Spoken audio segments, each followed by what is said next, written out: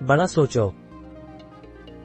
एक अत्यंत गरीब परिवार का एक बेरोजगार युवक नौकरी की तलाश में किसी दूसरे शहर जाने के लिए रेलगाड़ी से सफर कर रहा था। घर में कभी कभी ही सब्जी बनती थी, इसलिए उसने रास्ते में खाने के लिए सिर्फ रोटियां ही रखी थी। आधा रास्ता गुजर जाने के बाद उसे भूख लगने लगी और वह टिफिन में से रोटियां निकालकर खाने लगा। उसके खाने का तरीका कुछ अजीब था। वह रोटी का एक टुकड़ा लेता और उसे टिफिन के अंदर कुछ ऐसे डालता मानो रोटी के साथ कुछ और भी खा रहा हो, जबकि उसके पास तो सिर्फ रोटियां थीं।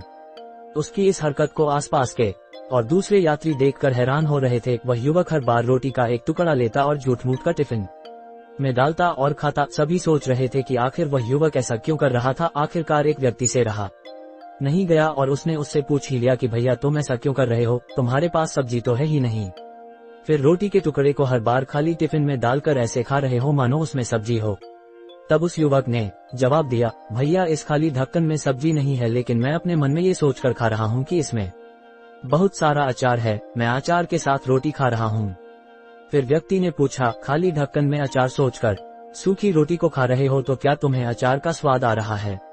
हाँ बिल्कुल आ रहा है, मैं रोटी के साथ अचार सोचकर खा रहा हूँ और मुझे बहुत अच्छा भी लग रहा है, युवक ने जवाब दिया। उसके इस बात को आसपास के यात्रियों ने भी सुना और उन्हीं में से एक व्यक्ति बोला, जब सोचना ही था तो तुम अचार की जगह पर मटर पनीर सोचते, शाही गोभी सोचते, तुम्हें इनका स्वाद मिल जाता। तुम्हारे कहने के मुताबिक तुमने अचार सोचा तो अचार का स्वाद आया, तो और स्वादिष्ट चीजों के बारे में सोचते तो उनका स्वाद आता। सोचना ही था तो भला छोटा क्यों सोचा, तुम्हें तो बड़ा सोचना चाहिए था।